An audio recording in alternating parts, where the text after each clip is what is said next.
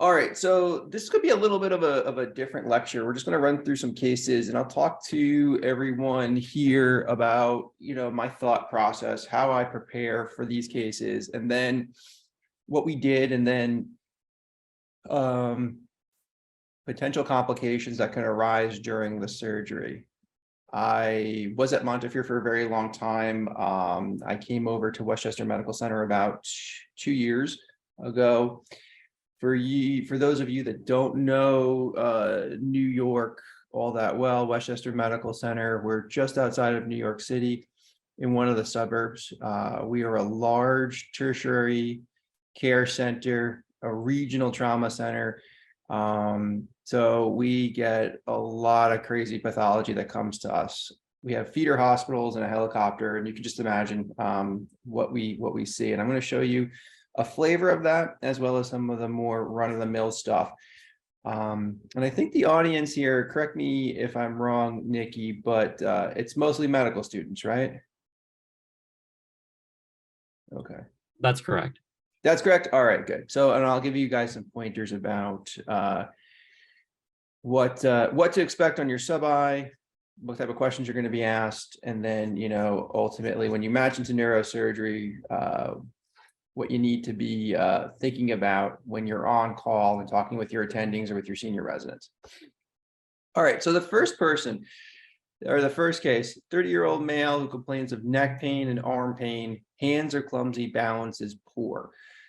The way I like to approach anything is usually wherever the patient is complaining of pain, that's a good way of localizing the lesion. Neurosurgeons and neurologists talk about localizing the lesion so that we can figure out where to image, okay, and then ultimately where to operate. It's not practical doing a pan scan. Someone comes in with low back pain and leg pain. I mean, right off the bat, you're probably thinking like a lumbar disc herniation or maybe some stenosis or something like that. But it's really not in the patient's best interest or sensible from a resources standpoint to just get them a brain MRI, MRI of the cervical spine, MRI of the thoracic spine, MRI of the lumbar spine. So you really want to tailor your diagnostic tests to the issue at hand. And the other thing that you can find if you do a pan scan is you may find disease in other parts of the body, and then you're obligated to treat that. And those are incidental findings. And you're really, you'll help the patient if you find something like cancer or something really serious along those lines. But, if there's something else, you're not really treating what they came to see you about. So when I see someone with neck pain and arm pain, I'm thinking cervical spine. Okay. And when they have clumsiness of hand function and poor balance right off the bat, that's more of a cord level issue. So that's cervical myelopathy. The physical exam, they have weakness in the hands with numbness. They have increased reflexes, Babinski sign, Hoffman sign, and the MRI shows, or the imaging studies when they came and saw me, shows some degenerative disc disease. Weakness in the hands and numbness, that goes along with cervical myelopathy. It can also be radiculopathy, but really what hammers the diagnosis and makes me think of a more of a cord level or upper motor neuron sign pathology, or upper motor neuron pathology is the increased reflexes, the Babinski sign, and the Hoffman sign. I'm sure all of you are quite comfortable doing a physical exam as well as a neurologic exam and know the reflexes. But just to refresh everyone, pathologic reflexes are reflexes that come out when there's dysfunction in the brain or dysfunction in the spinal cord. So Babinski sign, we all know what that is. See my hand here. If you flick the middle finger, the thumb will wiggle like that. Normally you're able to suppress that, but if you have spinal cord dysfunction or brain lesion, stroke, whatever, you can't suppress that. Sorry, that was a Hoffman sign. I'm sorry. Babinski sign is upgoing toe. So I'm not going to show you my foot, but if you take a reflex hammer or something noxious like a key and scratch the bottom surface of someone's foot, from the heel around the lateral aspect, and then curve it around where the toes are to the more medial aspect, the normal reaction is you're going to put your toes down to kind of block the sole of your foot and then pull your foot away.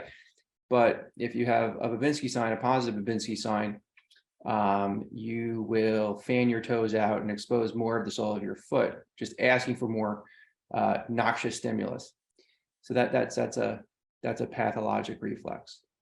When you're on your rotations and you're going to get pimped by your senior resident, or you're attending, or you're in conference, one way to look like a superstar, or when you're in the clinic, don't say negative Babinski sign, negative Hoffman sign. There is no negative Babinski sign or Hoffman sign. It's either present or it's absent. One of my attendings, my old chairman, when I was a resident, he would say, it's like pregnancy. Either you're pregnant or you're not pregnant. It's not positive pregnant or negative pregnant. As with everything that I do as a neurosurgeon and a spine surgeon, I rely heavily on imaging. I have the luxury of having most of my patients that come to my office or presented to me in the hospital by my residents, they come with imaging. But like I said, you always have to know where to look, right? Because you may find stuff or be confused.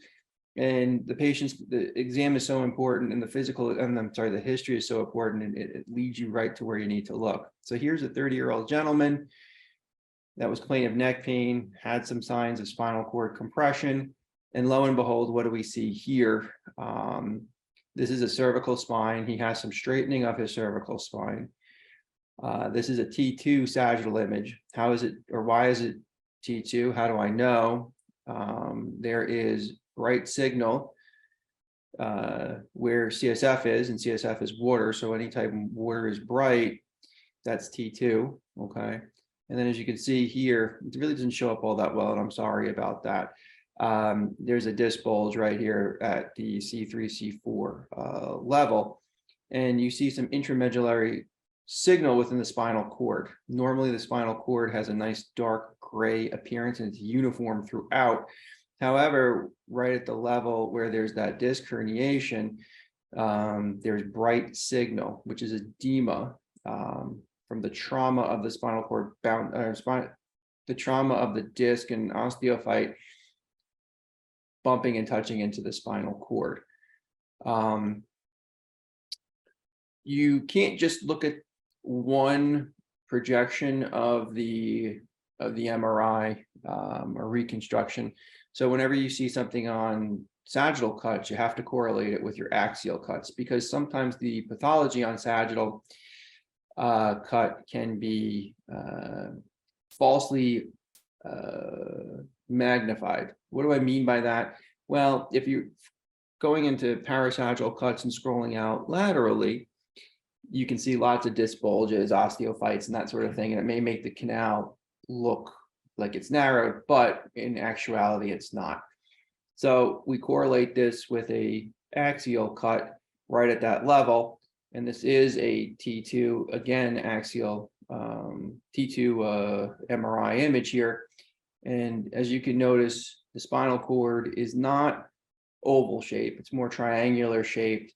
Here's that disc bulge that's knuckling right into the spinal cord, and there's all this bright signal within the spinal cord.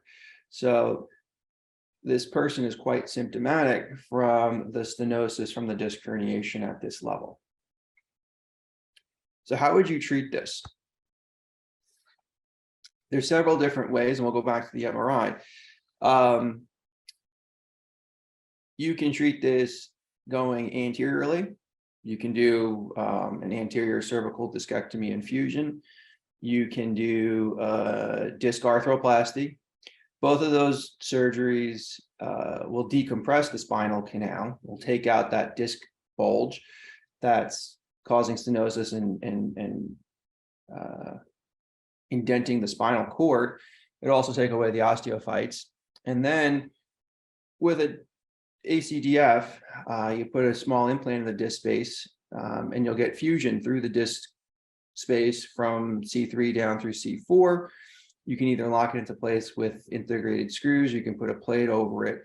And then over the course of several months, the body will heal, bone will grow from C3 through that implant, through the disc space, and then to C4. If you do a disc arthroplasty, which is the same approach, there won't be any fusion. That's a motion preserving surgery. You'll decompress it, and then the void that you made in the disc to get to the spinal canal will be filled with the disc arthroplasty implant, and that will allow movement at that segment. What is the different indications for both of those surgeries? It used to be for disc arthroplasty, it had to be a radiculopathy and not really stenosis, not myelopathy, that sort of thing. But I think that's changed recently, and physicians are using disc arthroplasty pretty interchangeably with ACDF. It's nice the person, or this patient, I should say, is young. We want to preserve motion. We don't necessarily want to fuse them. There's also the thought that fusing a segment of the spine leads to adjacent segment degeneration, so they can get stenosis from arthritis at C2, C3, or the adjacent levels below. So that's one thing. So we talked about two approaches going anteriorly. You can go posteriorly if you'd like by doing a laminectomy, or you can do a laminectomy and fusion. I think laminoplasty, probably not the best. So laminectomy and laminoplasty, there's no fusion involved. Those are also motion preserving. Laminectomy and fusion, you would add instrumentation and bone graft, so that's a fusion operation. But I think going from behind for this sort of issue, probably not the best. It's more of a disc herniation that's all anterior. In the cervical spine, you can't approach disc herniations like you do with the lumbar spine. Lumbar spine, there's just nerve roots. Now, everyone should know or should be familiar with where the spinal cord ends. There is no spinal cord in the lumbar spine. The spinal cord will end right around L1, T12, L1, maybe a little bit lower than L1. And by ending, I mean that's the tip of the conus. And then anywhere from L2 down through S1, there's no spinal cord in that canal. It's only the nerve roots of the lumbar spine. Nerve roots are not as delicate as spinal cord. Spinal cord can't be touched, can't be displaced. If you do that, you'll have a deficit, you'll have a spinal cord injury. Nerve roots, on the other hand, they're more resilient, so you can compress them and move them off to the side to get to the disc space. And the patient won't wake up from surgery with a deficit, and they'll be just fine. I mean, if you're very aggressive with manipulating the nerve roots, they may have a neuropraxia, similar to, I don't know, like when you fall asleep and your hands become numb because they're in a weird position. When you wake up, you have to shake them out to get the blood flowing and the nerve impulses going again. Similar to that, but on a more grand scale. So I think going posteriorly for this, not probably the best. Single level pathology. I'm sorry, it's a C4-5 disc. Single level pathology. It's very well tolerated going from in front. So I would approach this from in front. How do we approach pathology in the cervical spine from in front? Well, we do what's called a Smith-Robinson anterior cervical neck dissection. You make a small incision in the front part of the neck between the sternocleidoid mastoid muscle and the midline retropharyngeal structures. And it's only about this deep. I don't know, what, less than a centimeter or so. It's an avascular plane. You kind of approach it at an oblique angle, nothing too important in your way. You want to stay medial to the carotid artery, okay? And you want to be right in that plane. And then once you open everything up with some blunt dissection, you'll get right down to the surface of the anterior cervical spine, and then you can start your operation. As you notice over here, you're coming in, you'll come in like this, okay? You'll have to elevate the longus colli muscles, which they're two muscles on either side. Where'd that go? Right over here and here. And then if you are too aggressive with your dissection and mobilizing the longus colli muscles, you can get over here in these structures, the vertebral artery. The sympathetic chain sits on top of the longus colli muscle. So if you're, again, too aggressive with your dissection with the bovie, you could possibly injure the sympathetic chain, and that can cause a Horner syndrome. So that's one of the complications of the surgery. So when we do this, we keep everything on the lowest setting. We're very meticulous with hemostasis, a lot of bipolar coagulation, because that keeps the current between the two tips of the bipolar cautery. So we're not having spread of energy to injure other important structures that we want to protect. And then once we get down to the surface of the cervical spine, we put in our retractors, and it kind of blocks everything off. So we're only operating between the blades of the retractors, and we're focusing right at that disc space level. In the disc space, we'll incise it with a knife, and then we'll use a pituitary ronger, which is kind of like a grasper, to grasp and pull out parts of the disc. We'll use curettes to scrape out some of the disc. And then we'll use a drill to drill away anything that's remaining in the disc space, as well as the posterior osteophytes. And then it gets us right down here where that disc herniation is in the posterior longitudinal ligament. Using micro graspers and micro dissectors, we'll take that little fragment out. We'll use a biting tool called a Carrison ronger to open up the disc space and bite away the ligament, so that we're looking right into the spinal canal and we're looking at the dura. And once we do that, if we have done a very good decompression, we'll notice that the dura will not look like it's compressed. It will actually billow back up at us. And that's how we know when we're done with the surgery and we've done, what we needed to do, which is decompress the spinal canal. Also, we use little thin instruments to sweep underneath the end plates, as well as out in the neural foramen, tracing how the nerve roots exit. And that helps us know that we have done what we were supposed to do and decompress everything. So if you're too aggressive with the drill and you go out too lateral, you can hit the vertebral artery, and that's a terrible complication. That can lead to massive hemorrhage. It can lead to needing to sacrifice the artery, which would cause a stroke in the person, cause a hemorrhage, make them be on lifelong anticoagulation, give them a neurodeficit due to a stroke in the brain, a whole bunch of things that, with a kind of a routine operation, you don't want to have to deal with. And also, we're doing anterior cervical surgery in ambulatory surgery centers. So if you do have a complication like that, it could be quite challenging to treat, because you don't have all the resources and team members there to help you with it. How do you know if you're going out too far? Well, you have to look at the uncovertebral joint. So once you're in the disc space, the uncovertebral joint is lateral in the disc space on either side, and it looks like a smiley face. So when you're smiling, the edges of your lips, as they turn up to make that smile, that's the uncovertebral joint on either side. As you can see here, the vertebral artery is a little bit higher, a little bit more anterior compared to where the spinal canal is. So once you get down to the posterior portion of the disc space and you go out more lateral, it's a little bit difficult, but not impossible, to hit the vertebral artery. More if you're going down and you're not careful, you can hit the vertebral artery. But you have to be aware and know your anatomy. The type of drill that I use is a 6 millimeter diamond drill bit. So like a round diamond drill bit.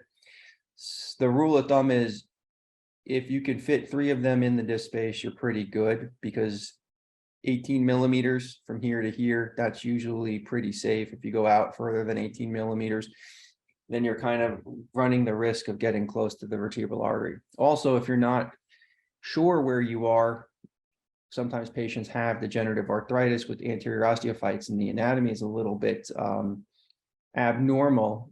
You may not dock in the right place, and you may be more lateral, and that could also set you up to have some difficulties. The other complication that you can get when you're doing this surgery from not just a vascular standpoint is you put your graft in. If you put in too big of a graft, you could injure the end plates and then get subsidence.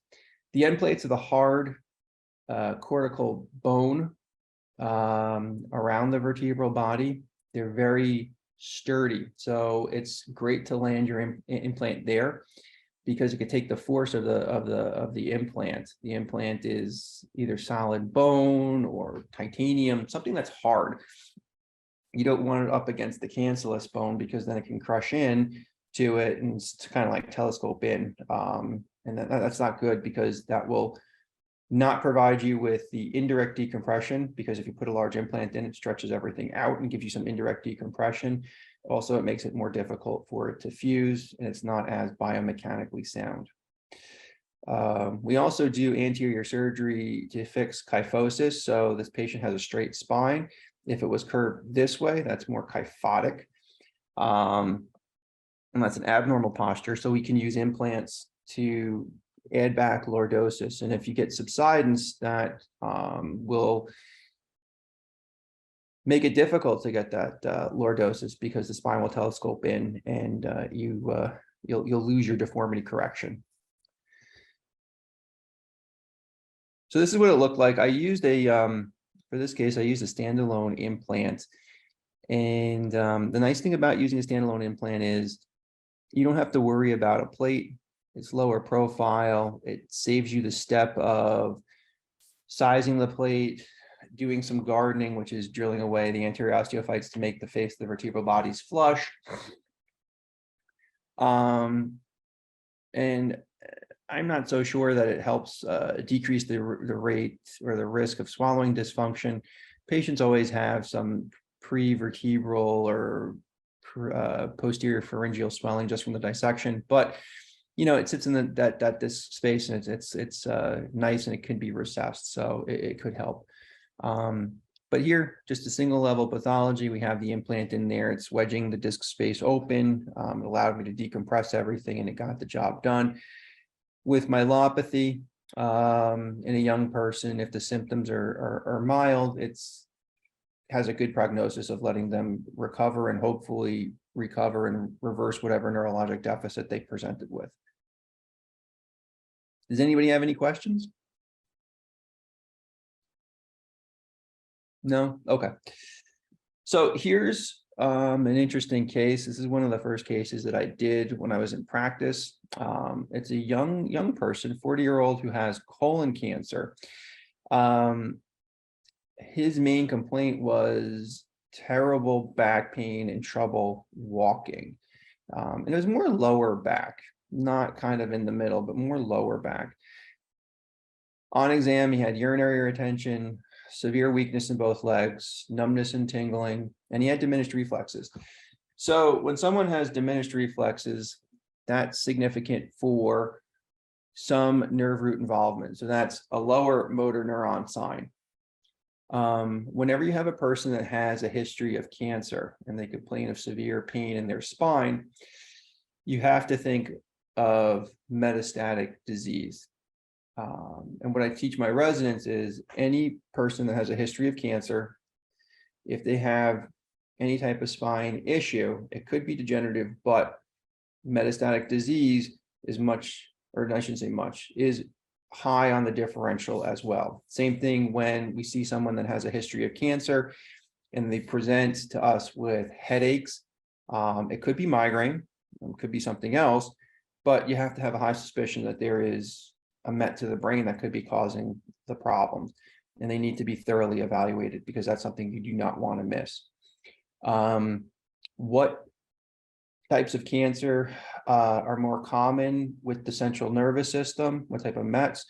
In a spine practice, I would say lung cancer is very common, that it goes to the spine or the brain, breast cancer, prostate cancer, those are probably the majority of the things that we see. Why lung cancer? It's very common because a lot of people smoke, and it's just a very common malignancy. Breast cancer, again, it's also a very common malignancy. Prostate cancer, I forgot. Oh yes, renal cell we see a lot in the spine. Colon, not so much. And then you have your hematological malignancies, which is multiple myeloma, plasmacytoma, lymphoma. We see those too.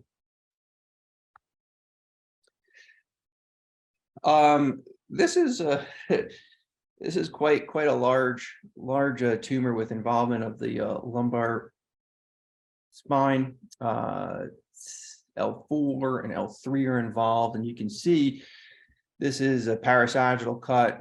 This is more midline, so there's near destruction of the L3 vertebral body and significant involvement of the L4 vertebral body. And this is quite a typical classic appearance for metastatic disease. It involves the spinal bone, not the disc space. So it's the vertebral body, and it grows out. And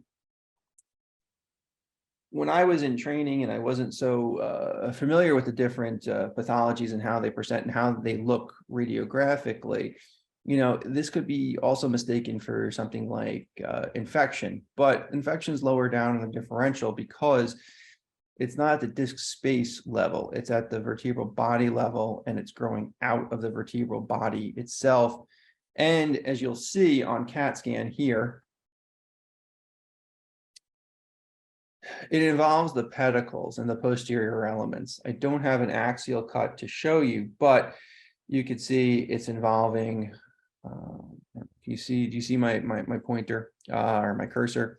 It's involving the pedicle. It's involving some of the facet. So that's pretty typical for malignancy.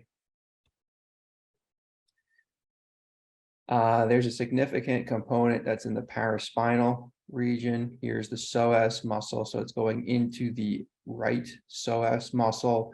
It's involving the pedicle. It's involving the nerve roots, probably encasing the nerve root as it's exiting. And then as you see back here, it even goes into the paraspinal musculature, like the multifidus.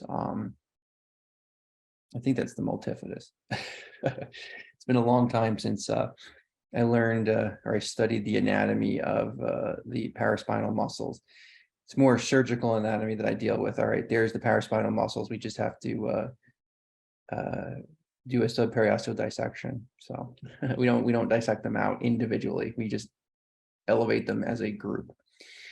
Obviously, you know, this person's going to need an operation. There's severe bony replacement and involvement by this tumor. There's stenosis in the epidural space from this tumor as it's growing out and compressing the thecal sac. The patient has neurologic deficit. They have terrible pain.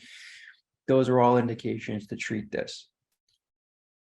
And also it's colon, so it's not radiosensitive like small cell lung cancer or lymphoma or something along those lines. And I think, you know, the patient's young and does have an evolving neurologic deficit. So I would be, and I think my oncology colleagues too, would be less ready to offer chemotherapy and radiation alone. We would want to A, decompress the neural elements of the spine, and B, stabilize it so that he can tolerate radiation and tolerate chemotherapy. And also, you know, it will help with his pain. So how would I approach this? It's lumbar spine. So there's several different ways to approach this. The person is going to need a corpectomy because, as you see here, there's a vertebral plana. So this entire vertebral body at L3 is just destroyed. It has no structural support whatsoever. The vertebral body at L4 is also significantly compromised. Tumor has involved it and caused pathologic fracture and compression of it. So he needs the anterior column rebuilt and stabilized if he's going to be ambulatory and functional. So we can approach it all from behind by doing a laminectomy and then a transpedicular corpectomy and putting in an expandable cage to rebuild the anterior column. We can go from the side and do a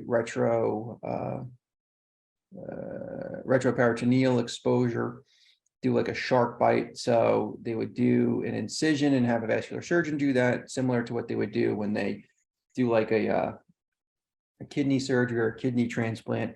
I don't think you can do this from a minimally invasive approach or a laparoscopic approach. It would have to be an open, maybe a mini open, but at least it would have to be something open. And you can also approach this anteriorly through a laparotomy. However, when I showed this to my vascular surgery colleagues and we did the workup, I think approaching it from the side would be challenging, especially if we went from the right side. There's lots of tumor in the space around the spine, so the anatomy would be distorted, and you'd have to deal with tumor going in. One of the rules of surgery is you always want to start where you know the normal anatomy is to get your bearings, and then once you're comfortable and you see normal anatomy, then you can venture into more abnormal territory, abnormal anatomy, and that's a good way of keeping yourself safe. So what are potential complications if you get lost with your exposure? Well, you could inadvertently tear or destroy a lumbar nerve root. Thoracic spine, you can take nerve roots with impunity because they're mostly sensory and maybe a little bit of motor function to the intercostal muscles, but you don't need intercostal muscles, all of them, to help with breathing.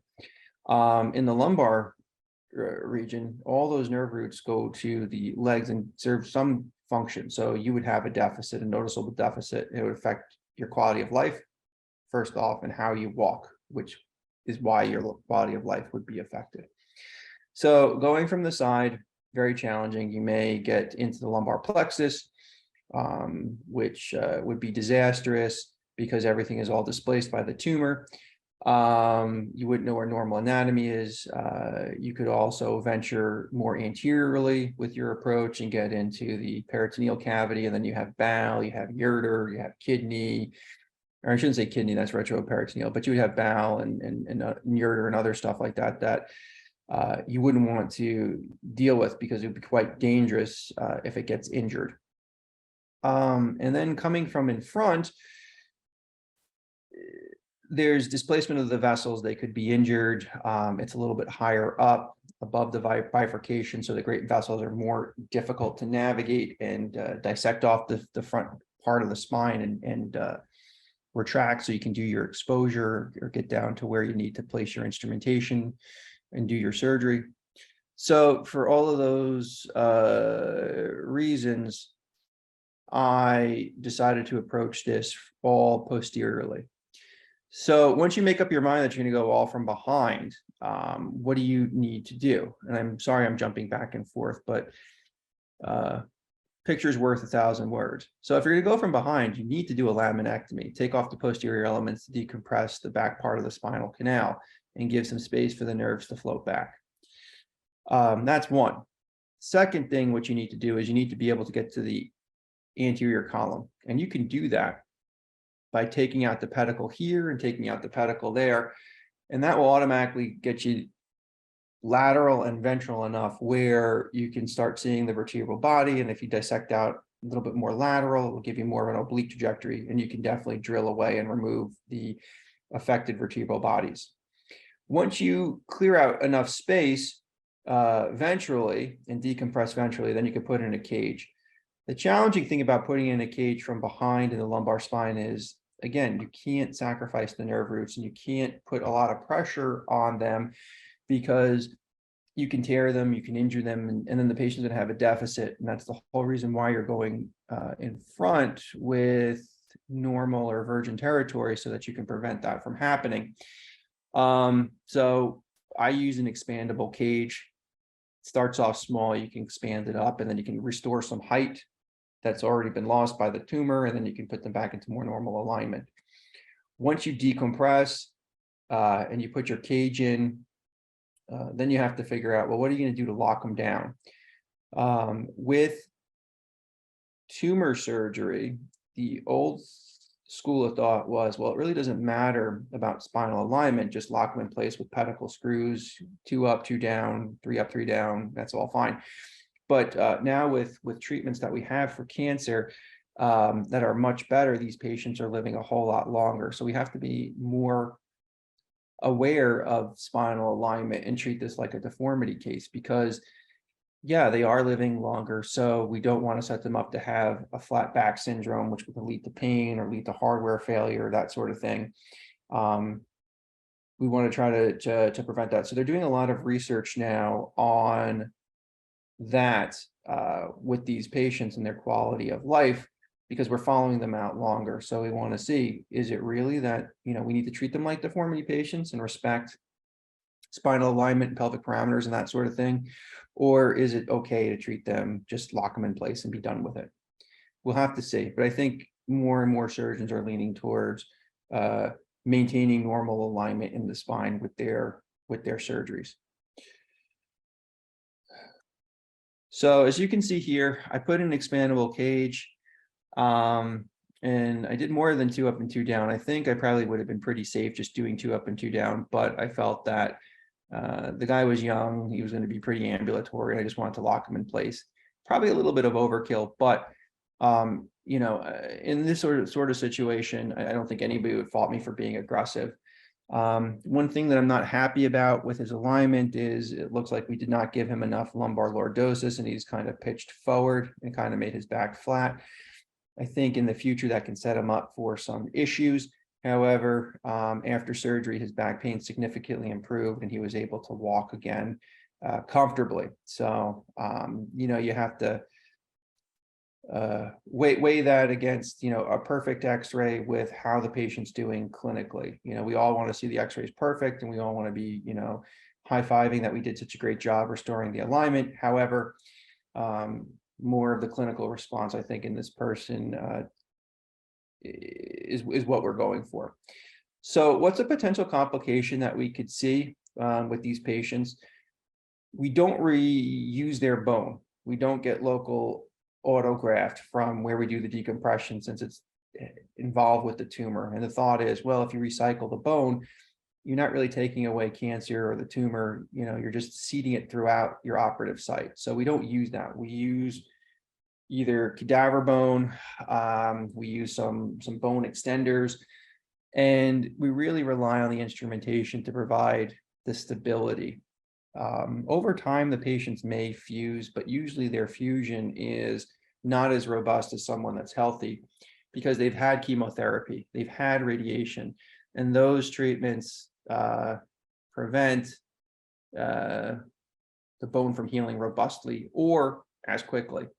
So he could develop a pseudoarthrosis. Another thing is, if I'm not really careful with his alignment, that can also set him up for pseudoarthrosis too. So those are several potential complications that you have to be on the lookout for and aware of, and just keep in the back of your mind when you're planning the surgery. This is what the construct looks up close. Another thing is, if you looked at just the lumbar X-rays, which we're focusing on right here, you'd think, I did a really good job. But you have to look at the overall spinal alignment, to see if he truly is in alignment. But overall, I'm satisfied with the result.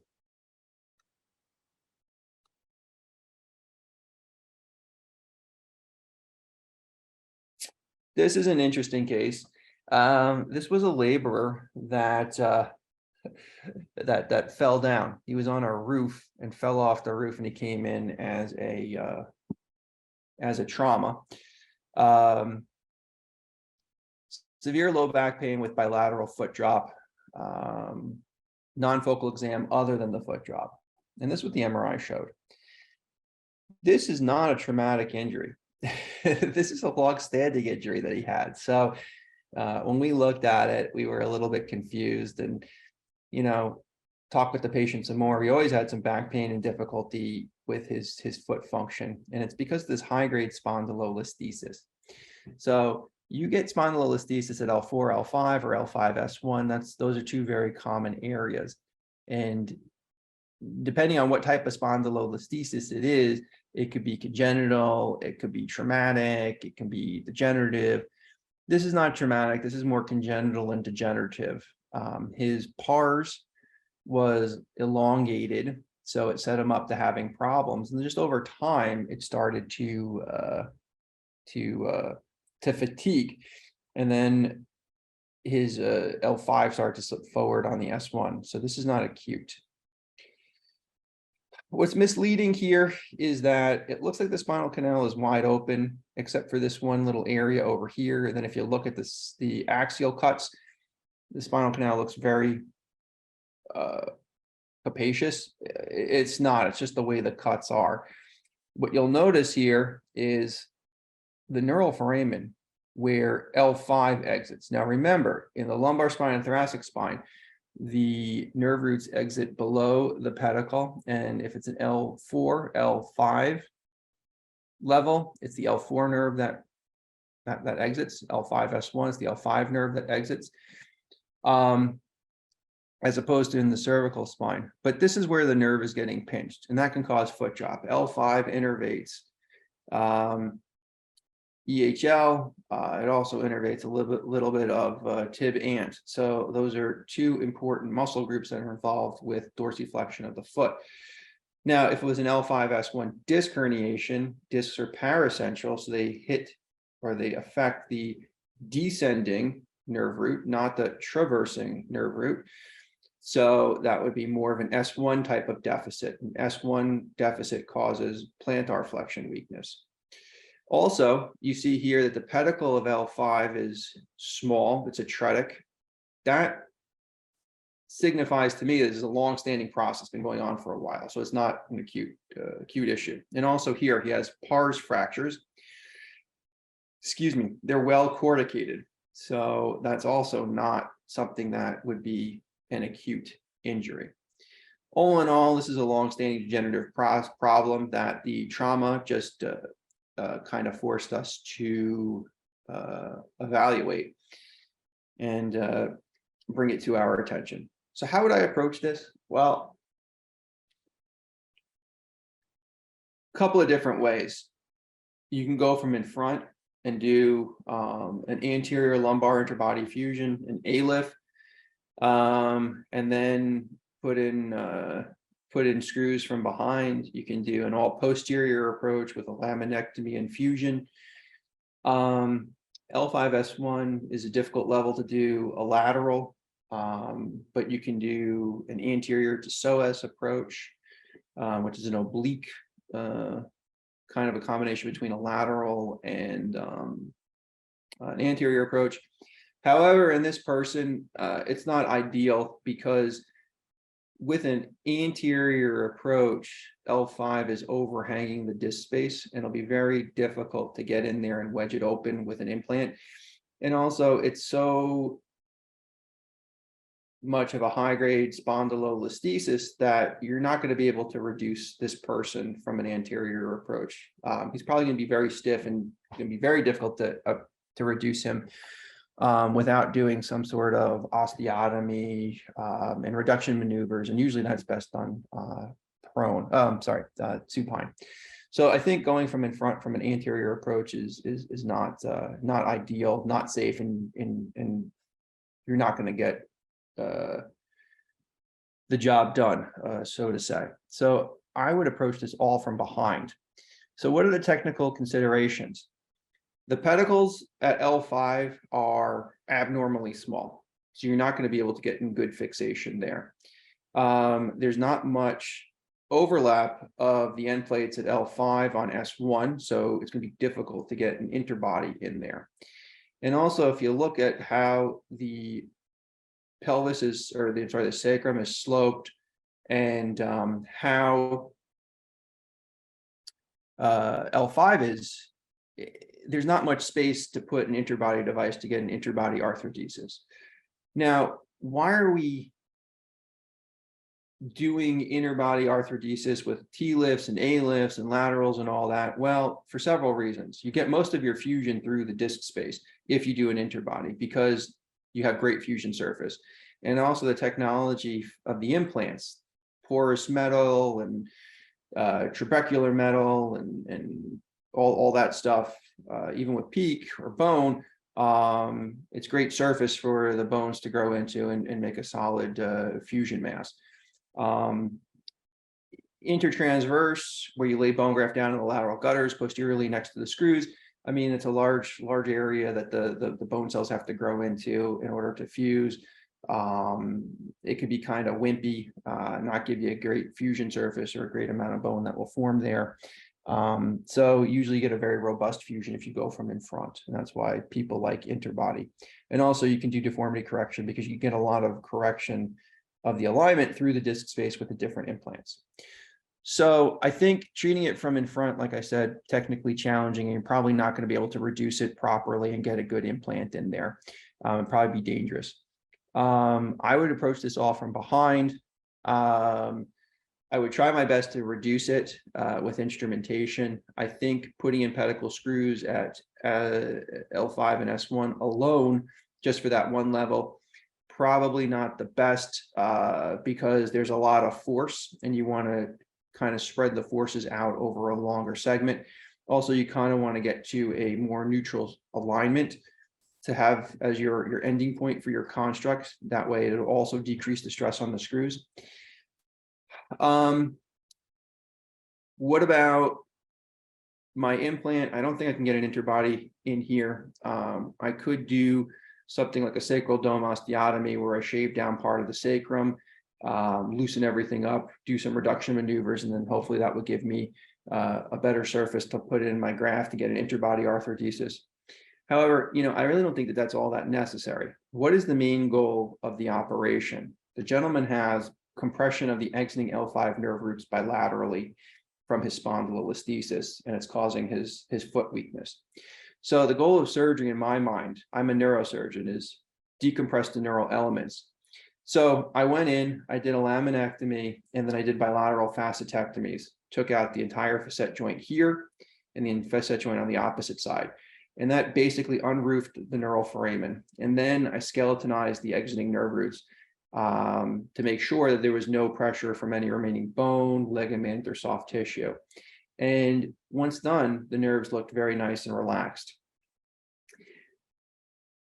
Once I completed that portion of the operation, the other issue that we have to solve is this is unstable or has the potential of becoming unstable because we took out the facets and he has this deformity here. That makes it challenging with how everything's lined up. So the pedicles are small at L5 and we can place screws with freehand technique. However,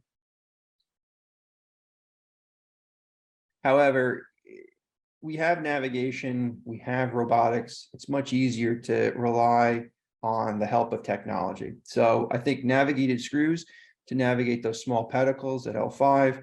Also, you don't want to be making lots of different passes getting into the pedicle or getting in and out of the pedicle. You really want to get them nice and triangulated through the heart of the pedicle and fill the pedicle so that they're as stable and strong as possible.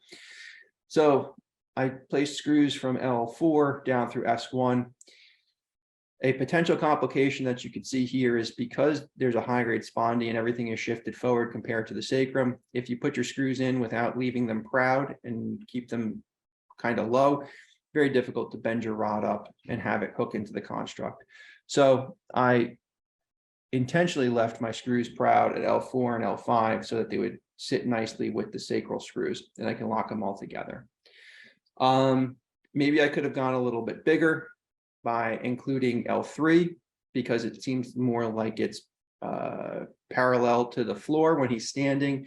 And then I think I could have added pelvic screws too to give me a very, very solid base. However, with the way things looked in surgery, his bone quality, and I was very comfortable with the hold of my screws, I felt that I didn't need to go to the pelvis, but I think adding pelvic instrumentation and maybe going up an extra level no one would really fault me for doing that by adding more points of fixation. But nonetheless, went really well, and the patient did well. Another potential complication that we can see when we have these high-grade spondylolisthesis at L5-S1, or you're doing instrumentation and fusion at L5-S1 from a posterior approach, it's hard to kind of get good fusion surface at that level if you're taking out the facets. The L5 transverse process is kind of tucked away out of the field of view, and kind of be difficult for us to decorticate with our drill or whatever maneuver we want to do. And also, the sacral ala, so there's really not great fusion surface there. It's really small. So again, that could be causing an issue too, and set you up for pseudoarthrosis. It's the bottom of your construct, so you want a really stable landing zone, stable base, and that doesn't really give you that if you can't get good fusion surface there. So that's a potential complication. If it's going to break down, you could have a pseudoarthrosis here at L5-S1. All right, give me 1 second. I just need to take a quick break and answer my phone. Give me 1 second.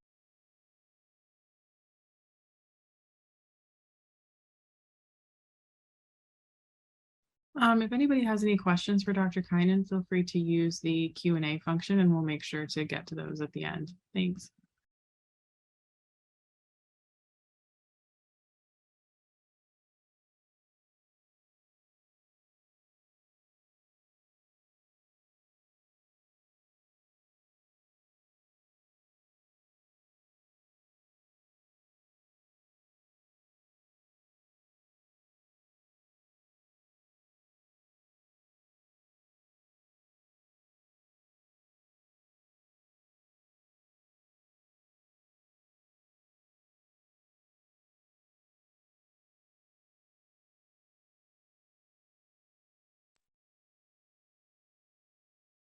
Okay, thanks.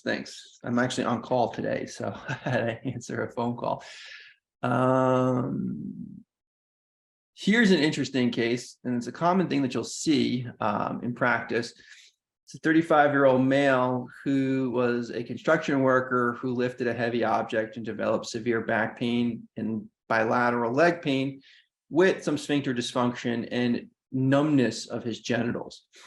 On exam, he has right foot weakness, numbness and tingling, diminished reflexes, positive straight leg raise, and poor rectal tone. So it all points towards cauda equina from a lumbar disc herniation. Sorry. Here we have the MRI, which shows a very, very large L4, L5 disc herniation. And when you look at the axial, everything is obliterated. There's really no room left in the spinal canal for the lumbar nerve roots at that level. How would you approach this? There's several different ways. I think, several different ways. This person's not a candidate for an indirect decompression type of surgery. So lateral surgery, totally out of the window. Anterior surgery, totally out of the window. Patient needs a posterior direct decompression. So several ways. We can do a laminectomy, where we take off the spinous process in the lamina and get a generous bilateral decompression, and then move the thecal sac off to the side a little bit, and then that disc herniation will present itself. We can address it. We can do a standard microscopic discectomy through a little laminotomy using a microscope, and then take the disc out that way. We could do it endoscopically. We can do it through a tube, lots of different ways. Some would even argue doing a T-lift, where we do a full decompression, take out the majority of the disc, and then put in an interbody and then posterior pedicle screws. But I think that might be a little bit more aggressive than what the person needs. But the thought about doing a T-lift for this is the disc is blown out. It's very incompetent. There's a high risk of reherniation because there's a large defect in the annulus, and it's probably safe to clear out as much of the disc in the disc space, put an interbody in, and then lock them in place so that they don't move and reherniate more disc in the area. But for this, I thought the best way to treat this, at least in my hands, would be doing a minimally invasive discectomy. And I don't know if you guys are familiar with minimally invasive surgery and the AO Spine organization. Dr. Roger Hartle published 10 steps of minimally invasive spine surgery and like how to do discectomies, and he talks about doing a unilateral approach and getting a bilateral decompression. And you can even do this for a giant disc herniation. So I thought I would give that a try, and it was quite successful. So for this type of surgery, the patient's going to be prone, which means on their stomach. I like to use a Wilson frame. And what that does is it takes the lumbar lordosis out of the spine, and it opens up the interlaminar spaces to give you more room. You don't have to take away so much bone, and it just decompresses the canal so that you can fit your instruments in there and do the surgery with less chance of, in my hands, getting the dura caught in your instrument and having a durotomy. You do not want to be using a Wilson frame for a fusion because you want to maintain them in lordosis, especially when you're doing lumbar spine fusion types of operations. So that could be a potential question that you could be asked by one of your residents, your senior residents, or your attendings when you're on your neurosurgery rotations, or when you're in the hospital as a neurosurgery trainee. So you want to mark out midline, as you can see here, and then to place your tube, you want to be approximately 1 centimeter, 1.5 centimeters off of midline. The width of my finger is about 1 centimeter, so I mark midline, and then I place my finger right next to midline and draw a line lateral to my finger, and that's usually 1.5 centimeters off of midline. Then, since it's minimally invasive surgery, we rely very heavily on fluoroscopy, which is Xray, intraoperative Xray. You make a small incision, and then under X-rays, you place your dilating tubes. You get it down to where the lamina is, and then you put in your tubular retractor, then you operate through the tubular retractor. For this case, I used the microscope, but we have a 3D exoscope at Westchester. So I've been doing a lot of my discectomies through using the 3D exoscope, and it's just phenomenal. It gives you such great picture and visualization. So here we are localizing over here on the left image. On the right image, I got my tube right down over the lamina where the disc space is. And you could see once you're doing your surgery through that little tube, it will actually give you exposure to the entire spinal canal. And as you see with my instrument on AP projection over here on the left, I can reach all the way over to the left side of the spinal canal.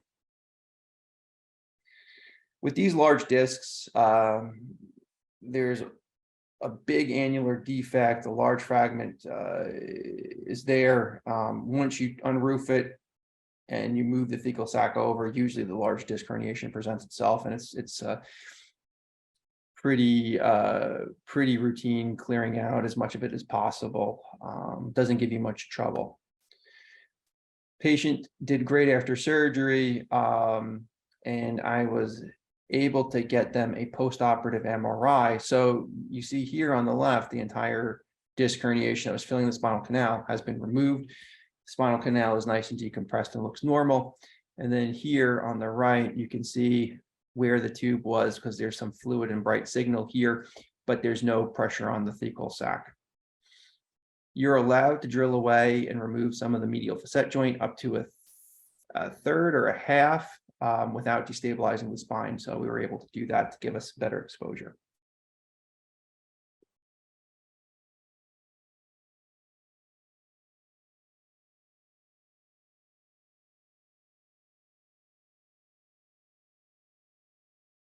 So this is a very interesting case, and this is a potential complication that I think I'm over at 12:30, but I'll wrap up with this case. And I'm sorry if I'm rambling on, but this is a nice case to kind of see what to do when things go awry in the operating room. So this is a 55-year-old female who has progressive difficulty walking and just diffuse weakness all over. She was kind of stoic. She was transferred to my service with some concern that there may be Chiari, maybe, I don't know, spinal cord tumor, something like that. I don't know. The history was kind of vague from the hospital that was sending the person over to me. But as you'll see here in a moment, it was more of a structural issue and more of a craniocervical junction stenosis issue. On exam, she had an abnormal neck posture. She had quadriparesis, spastic gait, Hoffman and Babinski sign were all present. And with the abnormal neck posture, I was concerned that maybe that was an issue at the craniocervical junction or at the brainstem level or higher up, but luckily the cranial nerves were intact. As you can notice here on the X-ray, the cervical spine does look like it has a normal lordosis to it. However, where is C1? C1 looks like it's assimilated to the base of the skull. The dens is retroflexed. Should be more anterior in position. And it looks like it's more posterior. And I'm not sure exactly where the base of the skull is. We followed it up with a CAT scan, and there is definitely craniocervical anomalies. You can see here that the clivus has an abnormal angle to it. It looks kind of short and stubby as well. The odontoid process is going in the into the skull through the foramen magnum where it's not supposed to be there. It's supposed to be about 1 centimeter or so lower than the foramen magnum. And then over here you see that the arch of C1 is well assimilated with the skull base. There's definitely a rotational component. You can't even see where the occipital condyles are, and you can't see where they're sitting on the lateral masses of C1. And then here it's rotated. And the patient did have an abnormal head posture. I would classify her head posture as a cock robin type of posture. Cock robin head posture or neck posture is associated with atlantoaxial rotatory subluxation, or it could be with Grisel syndrome, which is an infection in the ear suffered by kids, and it can cause them to kind of turn their head and look down like this, kind of how a cock robin bird holds its head. If it's due to Grisel syndrome, which is an infection, antibiotics usually does the trick, and a muscle relaxer, it allows them to straighten their neck up. And once they recover, it's not an issue. If there's rotatory subluxation, then either they'll need traction or they'll need surgery to reduce them and realign them. MRI. So MRI shows that there definitely is severe stenosis of the craniocervical junction. There's invagination of the dens into the skull base, which is bird beaking into the brain stem. There is severe stenosis of the posterior fossa. Looks like there could be a Chiari, but it's difficult to tell because everything is just so distorted. And then there's a syrinx in the cervical spinal cord. How would you approach this? I think I would approach this with caution. Also, when there's these congenital anomalies at the skull base, or whenever anything doesn't look like it's normally supposed to look, there could be other issues, not just with spinal alignment and with the spinal cord, but with the vasculature. And we did get a CTA to evaluate that, and there wasn't a normal or anomalous course of the vertebral artery. So how would I approach this? Well, I'll show you what I did just for the sake of time. You need to realign the patient first before you do any type of surgery to see if they can tolerate it. So I started off with the patient in traction, cervical traction. I think we hung, I don't know, 50 pounds off the bed, and gently did this over a course of time to gently distract and realign the patient's head and neck into a more normal alignment. Once I did that, I locked her in place with a halo and then brought her to surgery. In surgery, I don't think I could have gotten away by just doing, an upper cervical to subaxial cervical spine fusion. The head was abnormal in its position, so she needed an OC fusion. We don't like doing that because it takes away all head rotation, and you lose more than 50% or so of your head and neck flexibility. But anyway, we had her locked into place, and then I got ready to flip her prone to do the surgery, and my intraoperative monitoring changed. So I had great baselines, supine in a halo, flipped her prone onto the operating room table, got her into the same position in the halo, and I lost all my monitoring potentials. So how do you troubleshoot that? Well, maybe the anesthesiologist gave some extra anesthesia or a muscle relaxant. Maybe one of the wires got dislodged during the flip. Maybe she became hypotensive. Maybe she became cold. Maybe it's a true neurologic injury. I don't know. So we troubleshot the entire system, and nothing changed whatsoever. Nothing was dislodged. The anesthesia wasn't changed. Blood pressure wasn't changed. Nothing like that. So you have to then undo the last thing that you did. So we had to flip her back over supine onto the stretcher. We ran the motors again. Everything came back. Flipped her back over onto the operating table on her stomach to start the surgery. Did another set of baselines. Everything was gone. So there's a couple of ways to deal with this. All right. It doesn't seem like she tolerates being prone. You can't just leave her prone, and you can't leave her in a halo indefinitely. You could take her back or take her out of the operating room, wake her up and talk with her and see what she wants to do, because she's been living like this for a while. Maybe just leave her like that and see if she's comfortable doing that. But you already had her in halo traction, so I'm not sure if that would be wise, because you've already changed the position of her spine. The other thing is, which I thought was a good idea, we could do a wake-up test. So I did a wake-up test with her prone in the operating room after we lost the monitoring, where we lightened up the anesthesia just enough so that she was able to follow commands. And I asked her to wiggle her fingers, wiggle her toes, move her arms, move her legs, and she was able to do that. Even though we lost the monitoring signals when she was prone, there was still function through the spinal cord and through the nerves to the arms and to the legs. So that made me feel a little bit more comfortable. So we proceeded with the surgery. And going back to the MRI, we did a suboccipital decompression, C2 laminectomy, and then I did an O2 C5 fusion on her. She did fine after the surgery, no neurologic deficit. I was really happy with the correction I got of her deformity and realignment I got of her neck. However, over the course of several months or so, she had some swallowing difficulty, stopped eating, and it looked like her head position changed. So I think, to critique myself, maybe going a little bit longer with the surgery down into the thoracic spine would have hopefully prevented that. But we got her nutritionally optimized, and I revised her, and I added some more instrumentation, took her down into the upper thoracic spine, and we got her solidly fused. But the risks of this type of surgery: neurologic deficit, not getting any better, not liking your head position, which could cause some swallowing difficulty, especially when you lock them in. When you're doing an OC fusion, they need to be in neutral position. They can't have their head too extended, so it cuts off their neck and they can't swallow properly. If they're looking too up on an upward angle, it's hard for the patient to walk because they can't see their feet. If you position their head too low, it's hard for them to swallow. It's uncomfortable for them.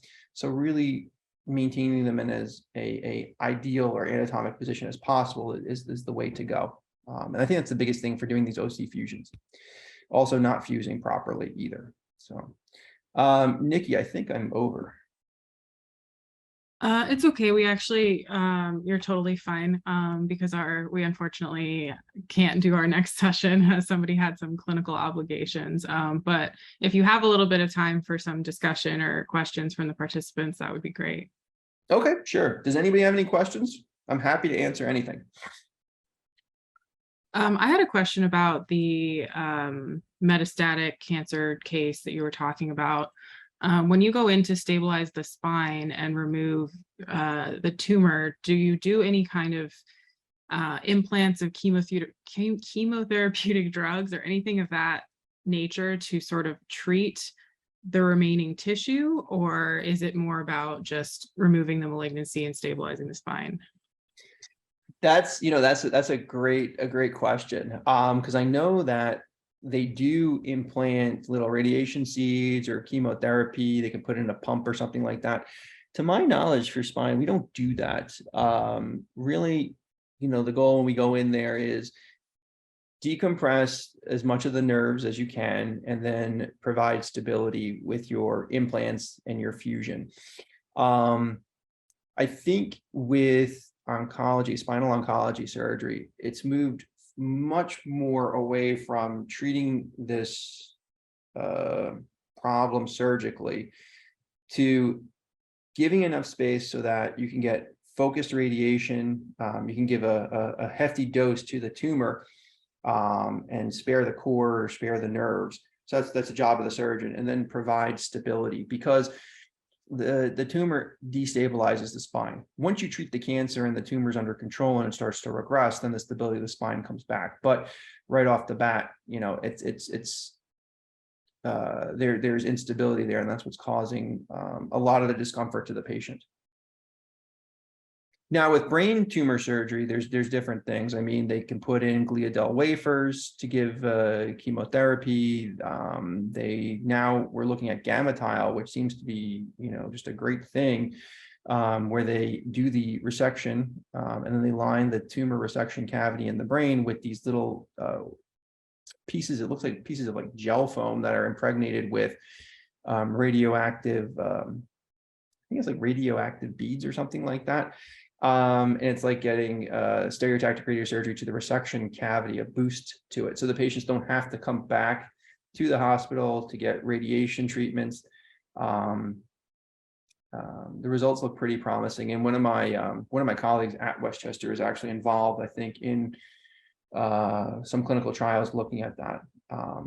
So we've been quite impressed with the results, and patients seem to like it because it's easier for them to manage.